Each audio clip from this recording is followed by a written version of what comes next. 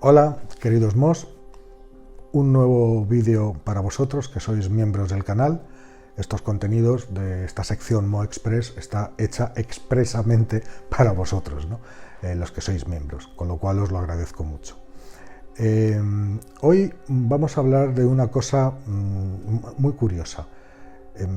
Sabemos que hay dos grandes cuerpos de leyes de la naturaleza que rigen la realidad en la que nos movemos. Tenemos por un lado la relatividad, que gobierna cómo se mueven las cosas en el universo a gran escala. Es una ley, es una teoría de la gravedad, podemos decirlo así. Y tenemos las leyes de la mecánica cuántica, que describen cómo se comporta la naturaleza, los objetos, la materia, a muy pequeña escala, a escala subatómica. Y están como divididas por una barrera. Es decir, las leyes de lo grande es imposible aplicarlas al mundo de lo pequeño, y las leyes de lo pequeño es imposible aplicarlas al mundo de lo grande. Con lo cual, uno de los mayores desafíos de la física es encontrar un puente que permita unificar esos dos cuerpos de leyes en uno solo que lo explique todo, desde lo más pequeño hasta lo más grande. Esa es la teoría de la gran unificación. Pero de momento no se consigue.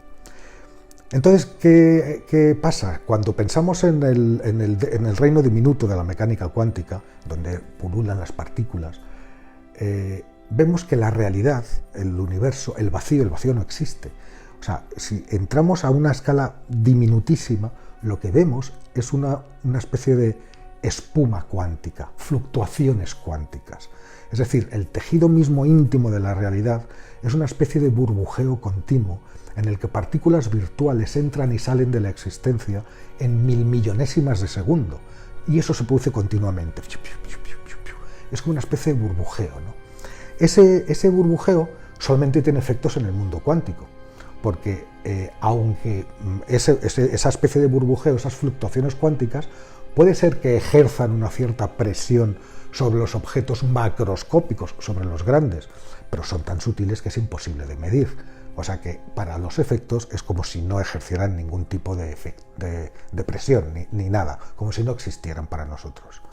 Pero resulta que un equipo de investigadores del LIGO, sabéis, el interferómetro de ondas gravitacionales, que fue el que en 2016 fue el primero en que captó una onda gravitacional, ya sabéis, esas ondulaciones que se producen en el tejido del universo cuando hay situaciones muy violentas como el choque de agujeros negros o el choque de estrellas de neutrones. Bueno, pues esos investigadores se preguntaron si el LIGO era lo suficientemente sensible como para detectar, aparte de ondas gravitacionales, también los efectos de las fluctuaciones cuánticas. Y resulta que sí que lo es, y que han sido capaces por primera vez de medir, llamémoslas así, las patadas cuánticas que estas fluctuaciones cuánticas dentro del detector le dan ni más ni menos que a los espejos del LIGO, que pesan 40 kilos cada uno. O sea, son objetos macroscópicos grandes. Os digo cómo funciona el LIGO. Tener presente, el LIGO son dos detectores que están en Estados Unidos, uno en el estado de Washington y otro en Luisiana, a 3.000 kilómetros de distancia. Tienen forma de L, es decir, un brazo corto, largo, y un brazo corto y recto y otro brazo largo. En el brazo largo, en el extremo, hay un espejo de 40 kilogramos. Y en la entrada de ese túnel, que mide 3 kilómetros en uno y 3 kilómetros en otro, hay un emisor de láser.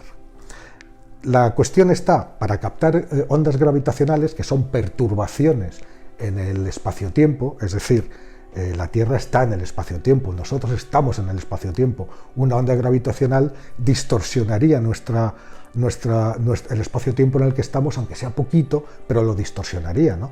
Y eso se puede medir. El LIGO mide eso. Entonces, ¿qué es lo que hace el LIGO? Envía un rayo láser de altísima precisión contra el espejo. Y envía el rayo láser va por el túnel de 4 kilómetros, rebota en el espejo y vuelve. Y en el de 3.000 kilómetros de distancia se hace exactamente lo mismo, exactamente en el mismo instante. Evidentemente, si las mediciones, el tiempo que tarda en ir y volver el rayo láser es exactamente igual en los dos, pues resulta que ahí no había onda gravitacional. Pero si hay una onda gravitacional pasando en ese momento, se produce esa distorsión y entonces habrá una ligera diferencia en la medición de uno de los dos detectores con respecto al otro. Pequeñita, pero no cero. Y eso se mide. Y eso es haber captado una onda gravitacional. Claro, para conseguir eso, ¿por qué no se notan los efectos cuánticos, esos de los que os hablaba al principio, en personas, por ejemplo? Pues porque una persona o un objeto macroscópico es un sistema caótico, en el que hay miles de millones de partículas para todos lados, está sometido, nosotros generamos calor, que son ondas de energía, es decir, es un caos horroroso. Sin embargo, los espejos del LIGO, estos túneles de 4 kilómetros, tanto el láser como el espejo, están en unas condiciones de aislamiento tal, porque como es tan sensible el efecto de una onda gravitacional, que es lo que tienen que medir, pues están absolutamente aislados de cualquier interferencia exterior, con lo cual no tienen ese caos que tienen el resto de objetos macroscópicos. Así que si hay un lugar en la Tierra bueno para ver si el mundo de la cuántica puede darle patadas al mundo de lo real, pues es precisamente ahí.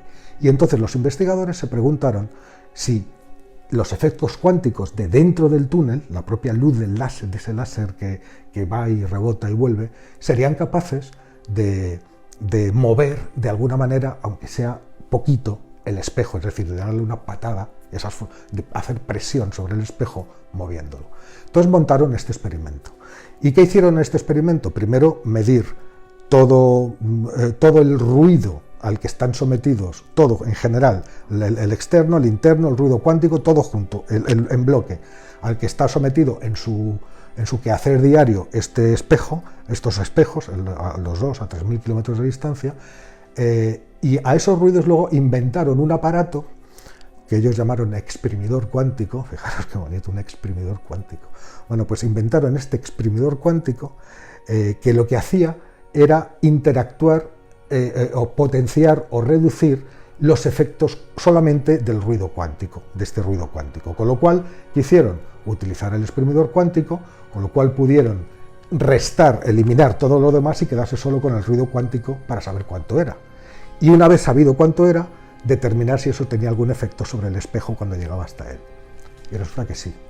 10 elevado a menos 20 metros. Eso es, vamos a ver, un átomo de hidrógeno mide 10 elevado a menos 10, que es una 10.000 millonésima parte la 10.000 millonésima parte de un metro.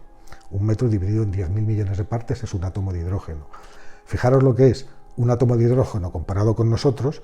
Bueno, pues el movimiento de 10 elevado a menos 20 es igual de pequeño con respecto al átomo de hidrógeno que el átomo de hidrógeno con respecto a nosotros. O sea, imaginaros si es pequeño, pero es distinto de cero. Es decir, había por primera vez un efecto cuántico sobre un objeto macroscópico. Y eso es lo importante, eso es lo fundamental. Un objeto a escala humana se ha demostrado con un experimento probado que siente lo que pasa en el mundo cuántico. De paso, el exprimidor tiene otra ventaja. Como puede modular ese efecto cuántico, pues puede aumentarlo o reducirlo. Claro, y si lo reduce, ¿qué es lo que está haciendo? Aumentar la sensibilidad del detector de ondas gravitacionales, con lo cual eso, acoplado a las futuras generaciones de detectores de ondas gravitacionales, mejorarán muchísimo la sensibilidad de los propios detectores, que ahora son capaces de detectar ondas gravitacionales muy vastas, de grandes colisiones, agujeros negros, etcétera, pero que si el ruido cuántico se puede reducir, serán mucho más sensibles y podrán captar ondas gravitacionales mucho más sutiles, provocadas por objetos más pequeños.